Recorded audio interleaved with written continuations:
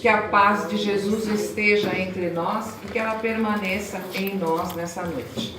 A proposta da noite é a gentileza. Gentileza gera gentileza.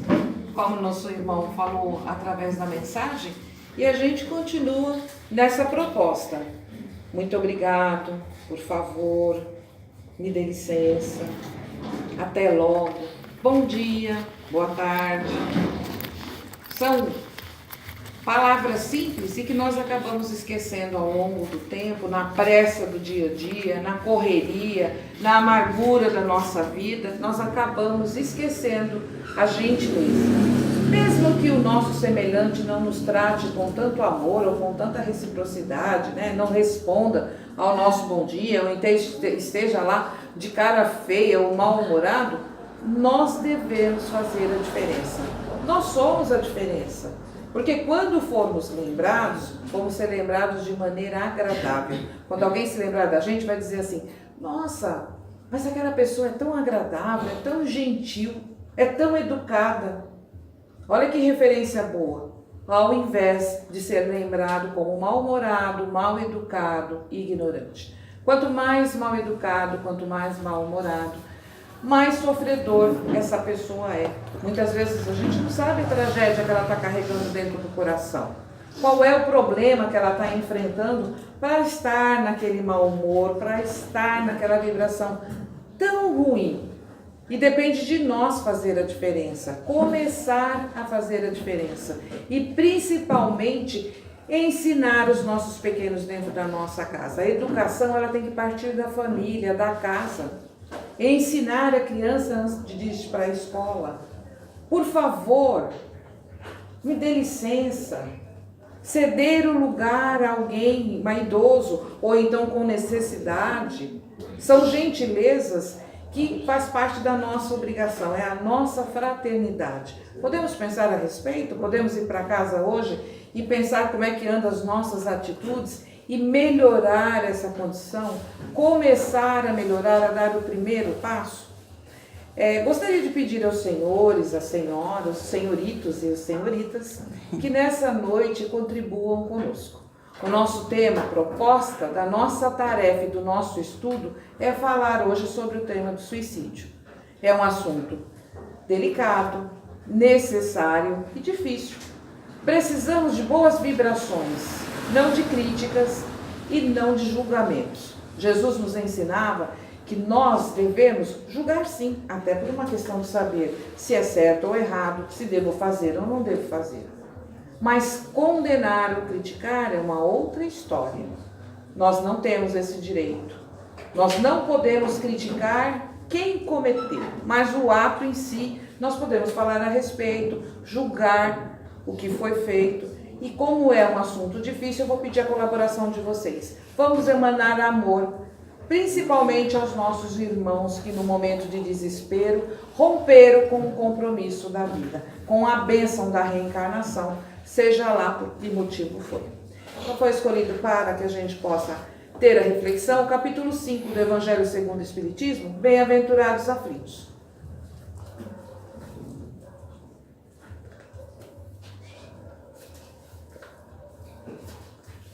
O suicídio e a loucura. É o item 14 do capítulo 5.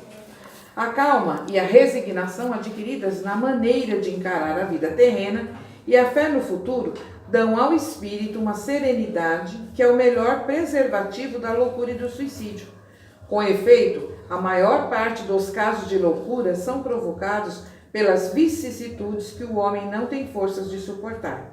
Se, portanto, graças à maneira por que o Espiritismo o faz encarar as coisas mundanas, ele recebe com indiferença e até mesmo com alegria os reveses e as decepções que em outras circunstâncias o levariam ao desespero. E é evidente que essa força que o eleva acima dos acontecimentos preserva a sua razão dos abalos que o poderiam perturbar. O mesmo se dá com o suicídio. Se executarmos os que se verificam por força da embriaguez e da loucura, o que podemos chamar de inconscientes, é certo que sejam quais foram os motivos particulares, A causa geral é sempre o descontentamento. Ora, aquele que está certo de ser infeliz apenas um dia e se encontra melhor nos dias seguintes, facilmente adquire paciência. Ele só se desespera se não vê termo para o seu sofrimento. É que a vida humana em relação à eternidade será menos que um dia. Mas aquele que não crê na eternidade, que pensa que tudo acaba com a vida, que se deixa abater pelo desgosto e infortúnio, só vê na morte o fim dos seus pesares. Nada esperando, acha muito natural, muito lógico, mesmo abreviar as suas misérias pelo suicídio. Muito bem. Nós sabemos, e a doutrina dos espíritos vem para esclarecer que quando cometemos o suicídio, quando tiramos a nossa vida, a bênção da reencarnação, a oportunidade bendita que Deus nos deu nessa terra, nós rompemos com o nosso corpo físico. Nós podemos desencarnar, mas morrer não, porque somos espíritos imortais. E enquanto estiver em nós o nosso fluido vital, o sopro da vida que nos foi dado quando nascemos, ele vai continuar existindo em nós, espírito, por quanto tempo ainda resta a nossa existência carnal. Se eu desencarnaria com 70 anos e eu atento quanto à minha vida com 50 anos, durante esses 20 anos que faltam ainda para o meu compromisso, eu vou ficar aqui ainda no planeta Terra, mas em espírito, não em carne. Então, portanto, eu posso desencarnar, mas não morrer, porque a morte não existe. Somos espíritos eternos e isso a doutrina dos espíritos vem explicar para a gente. Ela explica também que é a transgressão contra as leis divinas. Se Deus nos deu a oportunidade, mesmo nos 10 mandamentos, não tem lá, não matar, é não matar o semelhante, não matar a vida que existe em mim, a possibilidade que eu tenho de reajuste, de voltar ao equilíbrio. Mas por que muitas pessoas passam pela vida e superam as dificuldades e outras não? É a pouca fé que tem em Deus. É o pouco conhecimento ou o apoio que tem em família. Olha a grande oportunidade que nós temos em família. Jesus, nosso mestre, encarnou entre nós para nos dar o exemplo e deixou tantos exemplos, seu amor incondicional, o seu perdão incondicional.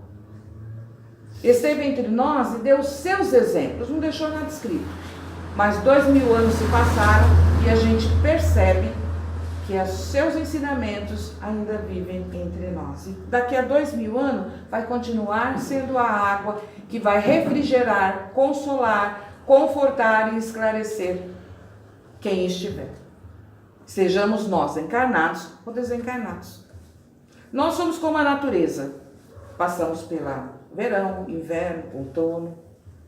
Nós estagiamos no infantil. Somos crianças, precisamos do afeto da nossa família, da educação da nossa família, do apoio da nossa família, do esclarecimento. É a família que leva para a religião, é a família que apoia na hora da necessidade, é a família que está conosco. Jesus nos deu a oportunidade de conhecer Maria de Nazaré, nossa mãe espiritual, não é ela que rogamos? Mesmo na hora da sua morte, da crucificação, ele se preocupou com Maria. E ele disse, aí está a sua mãe. E deixou-nos a herança da mãe espiritual que está sempre advogando em nossa causa, sempre nos auxiliando, nos ajudando. Nos deu a oportunidade de entendermos que somos irmãos e que existe um Pai misericordioso, justo e bom, que nos dá a oportunidade do refazimento. Se eu estou passando por aquela dificuldade, seja ela financeira, seja ela uma doença, ou uma perda de um ente querido, ela é necessária para a minha evolução. Eu preciso aprender alguma coisa. É nas grandes crises que nós nos encontramos, que nós descobrimos a força que existe dentro de nós. É nesse momento que percebemos a necessidade da fé, religar a Deus, religião. Estou falando da religião espírita, nenhuma outra religião. Porque todas elas abrem as suas portas e o coração dos trabalhadores que nelas estão para auxiliar a quem precisa. Se eu estou sofrendo e preciso de auxílio, eu posso vir a uma casa espírita e passar por um atendimento fraterno. Eu vou ser ouvida. E à luz da doutrina espírita, e à luz do Evangelho de Jesus, eu vou ser confortada. Eu vou receber auxílio. Eu vou me equilibrar e vou voltar para minha casa melhor. Mas eu preciso dar o meu primeiro passo para procurar ajuda. Eu preciso ter Deus dentro do meu coração. Enquanto eu estiver ligada muitas vezes ao material, ao ter do que ser, fica difícil. A Organização Mundial da Saúde estima-se que a cada 40 segundos uma pessoa se suicida. E essa estimativa, ela não é correta. Ela pode ter um erro de 20% a mais. Que chegaria mais ou menos a 30 ou a 20 segundos para que uma vida seja ceifada da terra. Aí diziam, antigamente, que os homens se suicidavam mais. Eram mais corajosos, será que poderíamos dizer assim? Ou mais desesperados? Muitas vezes pela falta do emprego, outras vezes pelo vício, pelo alcoolismo, pela falta de posição social, pela vergonha de ter perdido poder aquisitivo, por não conseguir manter a família. Só que as mulheres, elas acabaram seguindo o exemplo, porque hoje todos trabalham, né? Nós todos trabalhamos. Não que as mulheres não trabalhavam antigamente. Elas trabalhavam e sempre trabalharam, e muitas vezes bem mais, porque tem a jornada da casa, do trabalho fora e dos filhos. Mas se tornaram mais suscetíveis também a medicamentos. Podem não se matar ou tirar sua vida de maneiras cruéis, né? Com revólveres, mas usam medicamentos e acabam também se suicidando mais.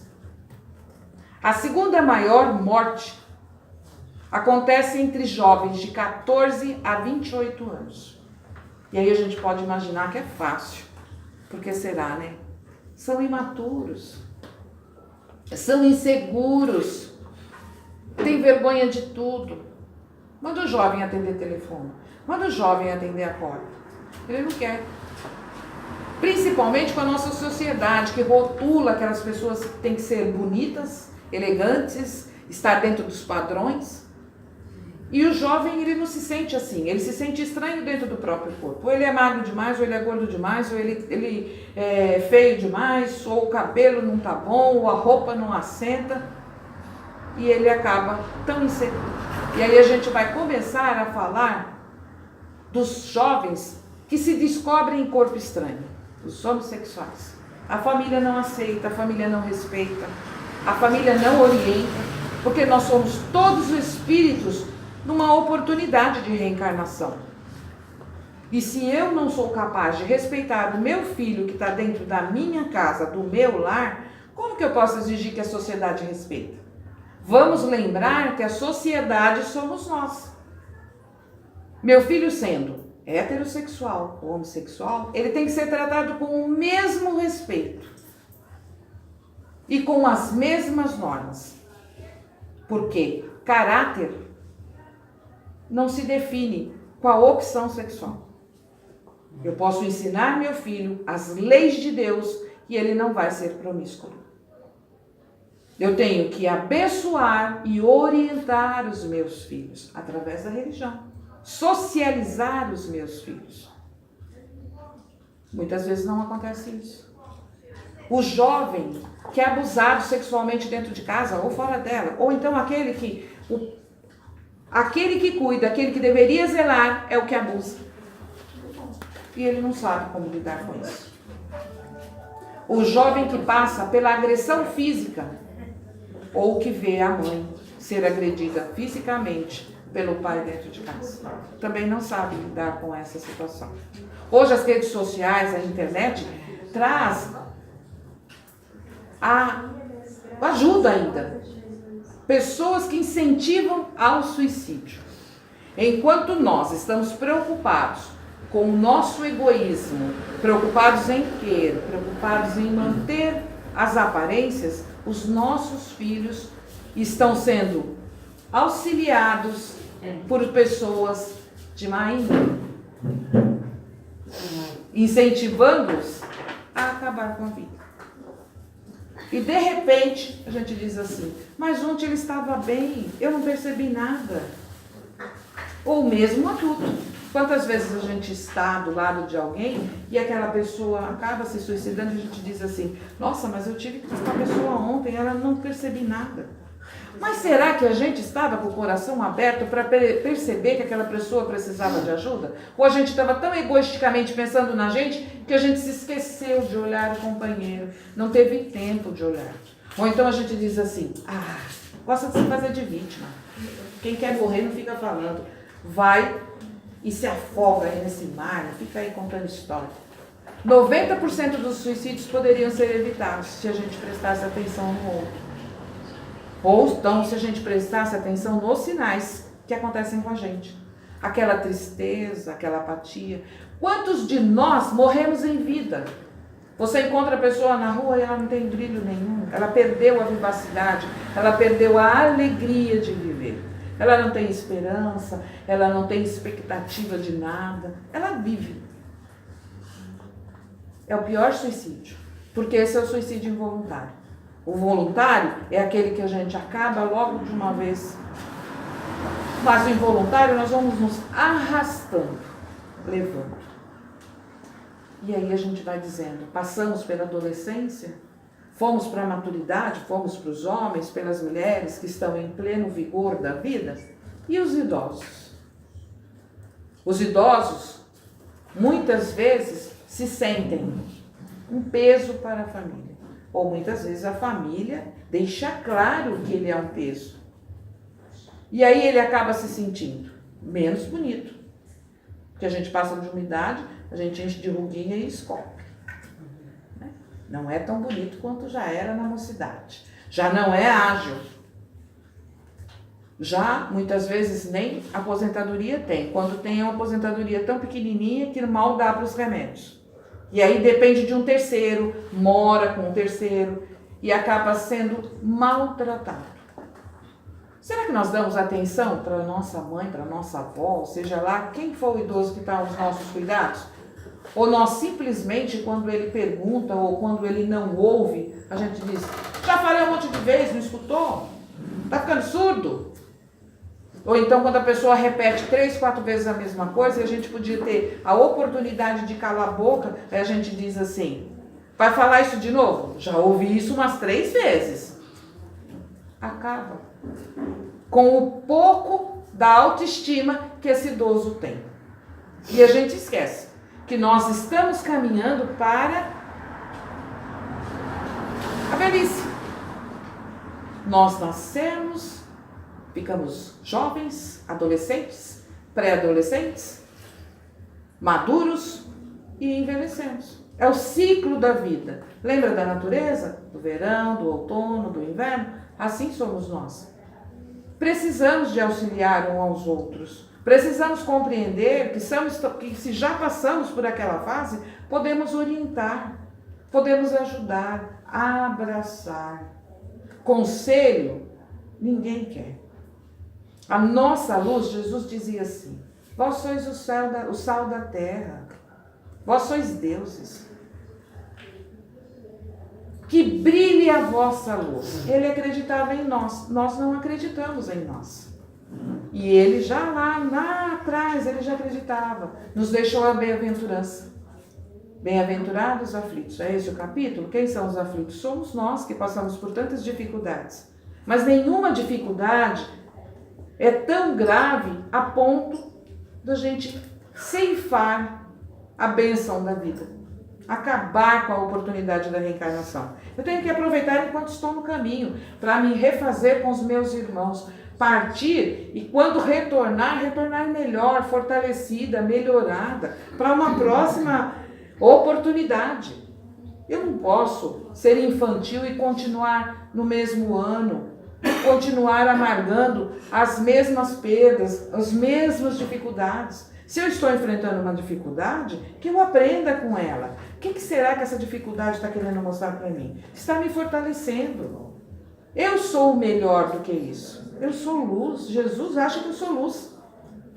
Eu preciso descobrir a luz que está em mim. Só que essa luz, ela ilumina o meu caminho, não o do outro.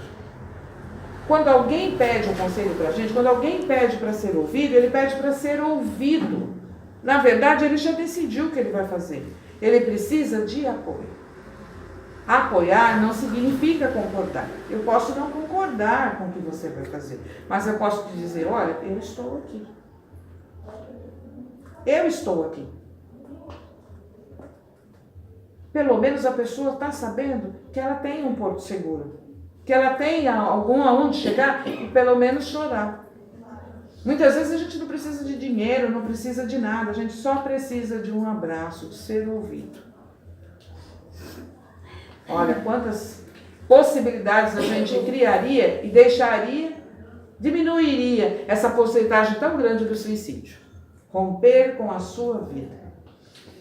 Quem se suicida não está matando a vida, está matando a dor, está matando a culpa que carrega dentro de si, o medo que tem dentro de si, o desespero que está dentro de si. Ele não quer, na verdade, ele não quer acabar com a vida dele, ele quer acabar com aquilo que ele não acredita conseguir êxito, conseguir resolver. E às vezes apenas com uma palavra, com um abraço, a gente pode ajudar o nosso semelhante, ou pode nos ajudar. Se eu estou sentindo que eu estou entristecendo, porque hoje nós sabemos da grande preocupação da depressão. A depressão, nós deixamos de fabricar a serotonina, que é o hormônio do bem-estar. E nós começamos a ver tudo em preto e branco. A gente já não vê graça em nada, vai entristecendo. Isso é orgânico. Pode-se tomar medicamento, ir ao médico tomar medicamento. Precisamos desenvolver o nosso voluntariado, fazer alguma coisa que nos faça agradar, que nos melhore como ser humano. Precisamos de apoio social, precisamos de uma psicóloga ou um psicólogo, uma casa espírita, uma religião, um trabalho voluntário que faça eu me sentir útil. Esse é o tratamento para a depressão. Mas a medicação que o médico vai dar e vai melhorar, eu vou começar a produzir esse hormônio e vou melhorar. Existem muitas síndromes. Síndrome de borderline, síndrome de bipolaridade, que as pessoas de manhã estão com humor, de tarde estão com outro. E aí nós vamos nos aproveitando dessa síndrome e acabamos por maltratar todo mundo. Aí tem uma grande diferença. Tristeza também não é sinônimo de depressão. Nós passamos por perdas. Perdemos pessoas queridas. Temos os nossos lutos internos. Temos as nossas tragédias internas. Precisamos respeitar isso. Mas não podemos nos entregar a esse sentimento. Eu posso chorar? Sim. Eu posso me sentir triste? Sim. Mas eu tenho que decidir levantar de onde eu estou, parar de me sentir vítima, de ficar morrendo de dó de mim mesma e sair para a vida. Abrir as janelas de casa, receber a luz do sol, do dia, procurar ajuda, ligar para um amigo, convidar alguém para vir almoçar comigo, sair para andar. E nós temos uma cidade maravilhosa. De um lado a serra, do outro o mar. Somos privilegiados, temos medicação natural, não precisamos nem nos intoxicar com muita medicação não, porque temos a beleza que Deus nos deu a oportunidade. Mas isso depende de mim. Eu tenho que me melhorar como ser humano, progredir e melhorar, ajudar o meu semelhante, me tornar mais fraterna. Lembra lá no começo que a gente falou de gentileza? Que gentileza gera gentileza? Tem uma frase que diz assim, quem muito se ausenta, acaba sendo esquecido. Quem muito se ausenta, está precisando de ajuda. Precisa da nossa presença. Porque nós somos malvados, nós somos cruéis. Às vezes nós encontramos as pessoas e quando ela está, muitas vezes, há meses se esforçando ali, ó, para engordar 1 quilo. E aí a gente chega, olha para a pessoa e diz assim: você emagreceu? Nossa, você está magra. Acabou a autoestima da pessoa. Ou ao contrário, você, ó, põe um zipinho na boca. Essa é pior. Experiência própria. Você está ali naquele regime, né? Sem pizza, sem guloseima, sem nada que é gostoso, sem bolo. Aí a pessoa encontra com você e fala assim: você engordou, né? Você engordou. Que falta de gentileza. Né? Baixa a boquinha, não sabe falar nada? Fica quieto. Será que você não pode olhar e dizer assim: nossa, seu vestido é lindo, adorei, adoro. Olha, não gostou? Fica quieta, não fala nada. Mas acha alguma coisa naquela pessoa que você gosta e elogie. Não precisa criticar o outro com palavras ruins. Eleve o outro. Se cortou o cabelo e você não gostou, fica quieta, não fala nada. Para que você vai magoar aquela pessoa? Às vezes nem era aquele corte que ela queria. E aí você tira a autoestima dessa pessoa que lutou tanto para ter aquela autoestima. Comece a olhar o outro como se estivesse olhando no espelho. Será que eu gostaria que fizesse isso comigo? O que eu gostaria que fizesse comigo? Eu estou precisando de ajuda? Eu posso procurar ajuda nas casas espíritas, nas igrejas, porque todas as igrejas, todas as religiões, seja qual for ela, que fala em nome de Jesus, vai trazer os seus ensinamentos e as leis de Deus são as mesmas. Pensamos talvez de formas diferentes? Sim, mas com o mesmo intuito de melhorar como ser humano, de ser caridoso, fraterno, responsável pelas nossas obrigações aqui no planeta Terra, uns com os outros, porque se fosse para a gente nascer separado, nascia um aqui e outro lá na China.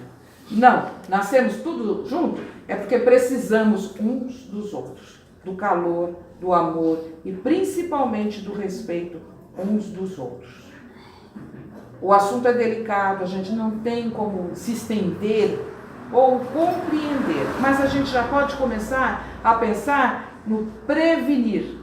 Se eu estou vendo alguém triste, olha, eu percebi que alguém está triste. Liga para esse alguém, diz para ele que você o ama, o quanto ele é importante para você. Quem sabe ele não se sinta melhor e resolva se abrir, melhorar e deixar a grande transgressão que é ceifar a própria vida. Eu agradeço a todos por terem me ouvido. Abraço a todos fraternalmente e desejo do fundo do coração que todos vocês alcancem o que vieram buscar nessa casa abençoada, de acordo com o merecimento de cada um, de acordo com a necessidade pessoal de cada um e principalmente pela misericórdia do Pai Criador. Muito obrigada pela paciência de terem me ouvido e uma boa noite a todos. Obrigada.